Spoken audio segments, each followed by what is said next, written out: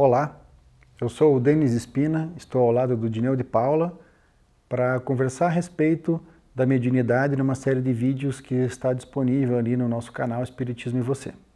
E você é o nosso convidado para acessar os vídeos do canal. Muito obrigado pela companhia.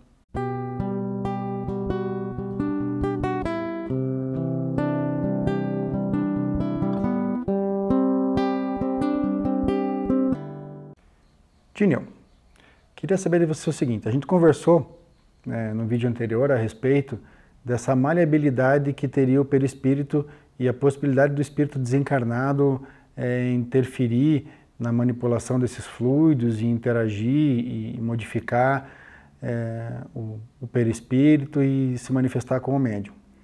E essa habilidade também é do médium.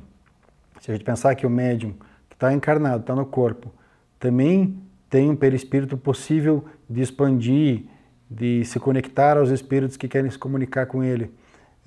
O médium funciona igual no encarnado do desencarnado, como a gente comentou anteriormente? Olha, em princípio sim, é claro que a matéria, o fato de você estar vinculado a um corpo físico, sempre acaba te trazendo algumas limitações, inclusive de acesso ao seu acervo espiritual, à riqueza de conteúdo que você tem. Agora, o que eu acho assim que é, digamos, primordial é que a qualidade dos seus fluidos, digamos assim, a pureza dos fluidos que constituem o seu perispírito, seja encarnado ou seja desencarnado, eles sempre defluem do seu mundo íntimo, dos sentimentos que você alberga, das emoções que você cultiva, tá?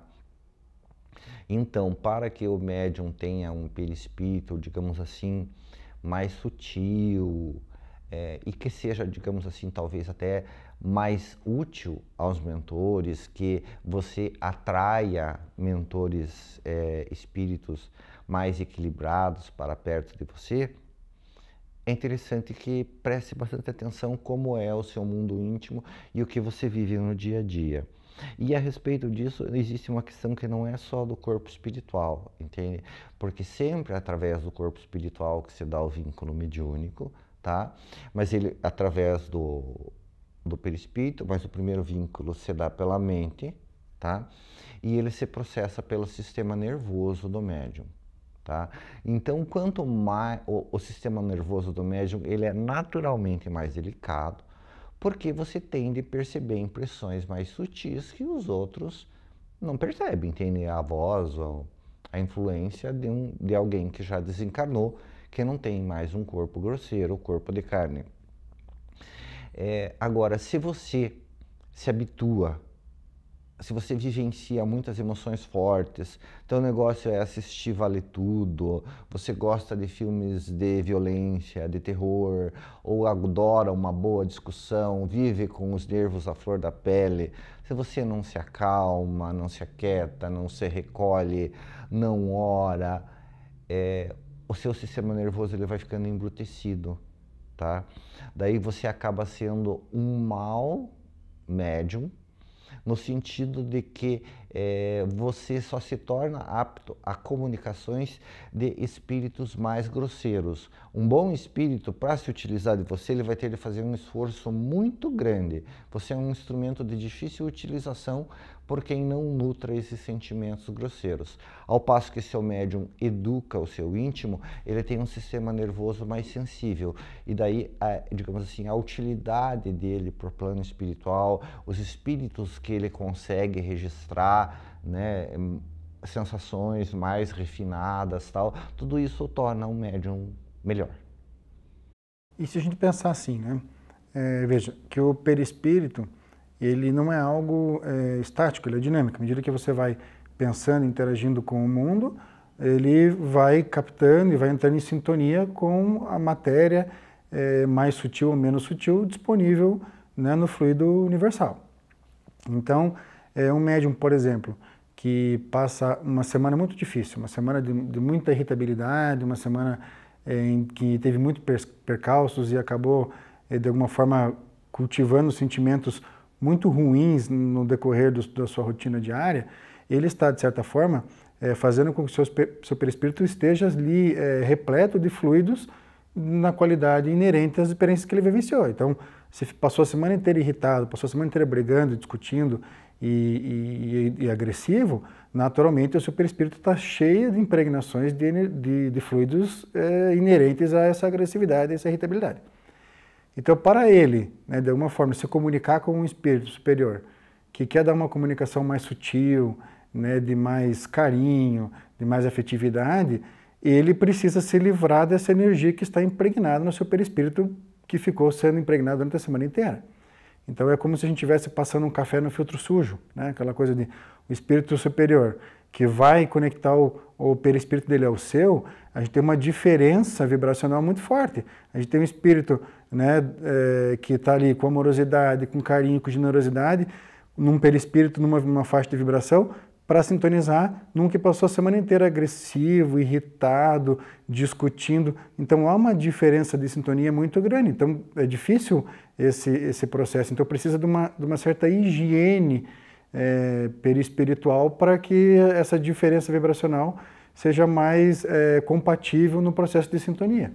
Eu acredito que seria uma disciplina a respeito disso, uma disciplina de vida, de mente, do que se pensa, porque ninguém está livre de ter algumas injunções durante a semana, e uma semana particularmente difícil, mas você ora, você se recolhe, você reflete, você percebe que errou, entende?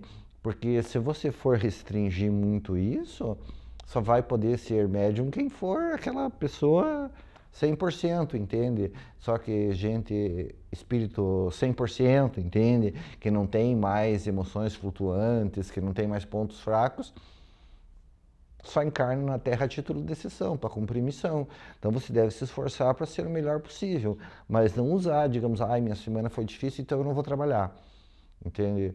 É a parábola da figueira que secou, entende? Se você esperar a estação ideal para produzir como se fosse uma planta, entende? Quando o sol, quando tiver chuva, quando o solo for bom, tal, isso vale para as plantas. Mas para nós, a situação ideal de servir é a hora que o serviço aparece. E você faz o melhor. É claro que você se prepara porque você é responsável pelo que você faz, mas não dá para usar como desculpa, eu tenho uma vida atribulada, então eu não posso trabalhar bem.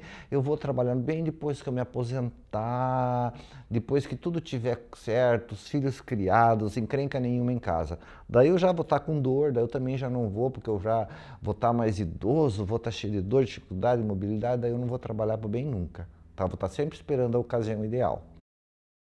Então, talvez essa seja a diferença entre aquele espírito, né, aquele indivíduo que está constantemente tentando se melhorar e passa por períodos de dificuldade, que isso é inerente à vida de encarnado, né, que encarna tem as dificuldades inerentes da vida para lidar, e aquele que habitualmente está totalmente descuidado da vida espiritual, e daí naquele dia do evento específico do grupo mediúnico, quer, né, não, hoje é o dia do serviço, então hoje é o dia que eu vou ter que estar bem. E é justamente o inverso, você está tentando estar bem todos os dias, e se por alguma exceção da vida você está por um período difícil, aquilo é mais fácil de você retomar o que é de hábito seu, que é o esforço em bem proceder, do que o inverso, você está se esforçando em mal proceder e daí de repente precisa ali se comunicar, se conectar ao espírito superior, e o inverso é mais difícil. Então a gente habitualmente precisa estar conectado aos espíritos superiores, pensando bem, agindo no bem, fazendo o seu melhor nas questões da rotina diária. Por isso, o médium precisa de algumas disciplinas específicas e precisa evitar algumas coisas para que a gente não acabe treinando ou habituando a nossa mente, né, para situações que é difícil de reverter. Então, você citou bem ele aquela coisa, estou habituado, eu gosto mesmo de programas de violência. Então, o que a gente está fazendo? A gente está educando o nosso coração a vibrar na violência, na violência, na violência. Então, para eu sair dessa vibração, é mais difícil porque eu estou habituando meu pensamento a estar ali. Ao passo que se eu habituo meu pensamento a estar, por mais que seja com esforço, a pensar o bem, é mais fácil de eu retomar essa postura quando eu estou fora dela. Então aqui a gente não está dizendo, olha, você precisa pensar o bem o tempo inteiro. Não, eu tenho que estar disposto a fazer o meu melhor o tempo inteiro. Se a gente vai conseguir ou não, a vida vai exigir da gente sempre um passinho a mais. Então acho que é bem aquilo que você falou, onde é que está o meu esforço? E Kardec vai muito bem quando ele fala assim, né, que o verdadeiro espírito é aquele que que está se esforçando para dominar suas más inclinações. Então é aquela história, a gente está o tempo inteiro tentando ser o melhor. Não necessariamente é o melhor, não necessariamente é aquele exemplo para a sociedade, mas... Eu só gostaria de fazer uma parte, que Kardec diz que conhece o verdadeiro espírita pela sua transformação moral e pelos esforços que fazem domar suas más inclinações. Porque o espírita não é anjo, ele tem problemas, mas veja, se eu me esforço realmente para domar as minhas más inclinações, eu vou ter uma transformação moral. Tá? É inadmissível que eu passe anos me esforçando para domar minhas inclinações morais e continue exatamente igual. Né? Por exemplo, tem uma mensagem do Espírito de Verdade que ele diz: espíritas, amai-vos, eis o primeiro ensinamento, instruí-vos, eis o segundo. Ou seja, nós precisamos ler, precisamos estudar. O Espiritismo é uma crença que se funda na razão. Ah, eu não gosto de ler, mas veja, é preciso ler. Tá? Então, quanto que você está se esforçando para ler? Entende? Você estabelece uma disciplina, por exemplo, não gosto de ler, mas vou ler meia hora por dia. Meia hora por dia, ao longo de um ano, quanto que eu não li? Tá? Ao passo que se eu não começo nunca, não mantenho a disciplina, não faço nunca, é difícil. Já estou domando o meu mau gênio, mas brigo todo dia. É um sinal de que eu não estou fazendo um esforço sincero. Né? O que quer que você faça um esforço sincero, algum resultado surge. Tá? Até para a gente não ser hipócrita conosco mesmo. Ah, eu tento, mas não consigo. Se eu tento e nunca consigo, é porque eu não estou tentando de verdade. E se tratando de questões morais, entende? Parar de brigar, parar de xingar, perder alguns maus hábitos, entende? Viciado em pornografia, vai fazendo um esforço para se desviciar, entende? O esforço contínuo, ele dá alguma transformação. E você comentou bem com relação aos hábitos, assim, né? Então, à medida também que a gente vai treinando a mediunidade e vai se envolvendo com a atividade mediúnica como tarefa, alguns hábitos e alguns acontecimentos, eles passam a sair um pouco da rotina do médium. Então, existem coisas que a gente já não consegue mais ou vai evitando fazer, porque sabe que aquilo de alguma forma nos incomoda ou nos dificulta nessa tarefa de domar as más inclinações. Então, por exemplo, uma festa, às vezes muito agitada, ou um lugar muito mal frequentado, ou, sei lá, de repente eu vou num lugar onde dá muita confusão, muita briga, onde a sexualidade é muito incentivada, é um lugar difícil de você frequentar. Chega uma hora que o teu perispírito, ele se influencia tanto pelo meio, como uma palavra que eu posso usar, ele interage tanto com o meio, que o meio tem para te oferecer te perturba bastante. Então, existem algumas atividades, né, ou confraternizações, ou lugares que normalmente as pessoas frequentam e que não vejo dificuldade nenhuma, né, em que elas façam o que bem entendem da própria vida, mas na qualidade de médium existem alguns ambientes que a gente precisa deixar de frequentar ou precisa evitar por conta dessa dificuldade com interação fluídica. Então, a gente já sabe que cada médium tem a sua história e tem o seu ponto fraco, né, o seu calcanhar de Aquiles, vamos assim dizer, que à medida que ele vai frequentando ou vai interagindo com determinadas pessoas e ambientes, aquilo vai despertando nele algo que depois é difícil dele conter, em especial na hora da atividade mediúnica. Então existem tarefas, existem lugares, existem compromissos que a gente acaba evitando de ir por conta da atividade mediúnica. Também é assim contigo? Eu só recordando, né, que a característica mediúnica ela é orgânica. O fato de você ser um médium mais ou menos talentoso, ou ser ou não médium, não diz do teu nível moral, mas o uso que você faz da faculdade, sim, diz do seu nível moral, os espíritos que você atrai, aqueles com quem você simpatiza, o teu desinteresse, a tua disciplina, a sua dedicação à causa. E Kardec, ele diz que existe algo que, digamos, seria o princípio, quase que um princípio inerente a mediunidade, que seria algo presente em todos os médiuns e em todas as mediunidades em diferentes níveis, que seria uma espécie de sensibilidade, tá? Pela qual você sente a presença dos espíritos. Algumas pessoas ficam só um pouco nervosas, outras pessoas, que cada médium varia bastante nos médiums essa capacidade de registrar os fluidos do ambiente. Então, para um médium que seja um pouco mais sensível, certos ambientes eles são extremamente desconfortáveis. Você fica ali num desassossego, com dor, você sente que está doente, tá? E para mim funciona assim, eu tenho uma sensibilidade bastante pronunciada aos fluidos. A hora que eu entro no ambiente, eu registro assim com uma certa clareza. Digamos, se eu estou numa sala sozinho e a pessoa chega, eu não consigo deixar de perceber as companhias espirituais dela, mesmo que eu não as veja, a não ser muito eventualmente.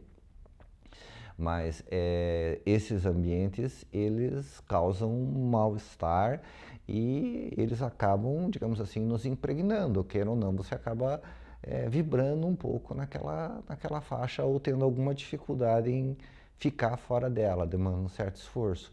Então, realmente, o médium que pretende trabalhar de uma forma útil, sincera, honesta, ele precisa ter uma disciplina de vida, orar e vigiar, e precisa ser realmente observado. E acho que para fechar um pouquinho isso, tem um livro do Chico Xavier em que ele faz essa citação, né? Que é possível um espírito superior ir em um lugar de baixa vibração e não se contaminar. Que possível tanto que os espíritos superiores vão lá, recolhem as pessoas que estão em dificuldades e levam elas para atendimento.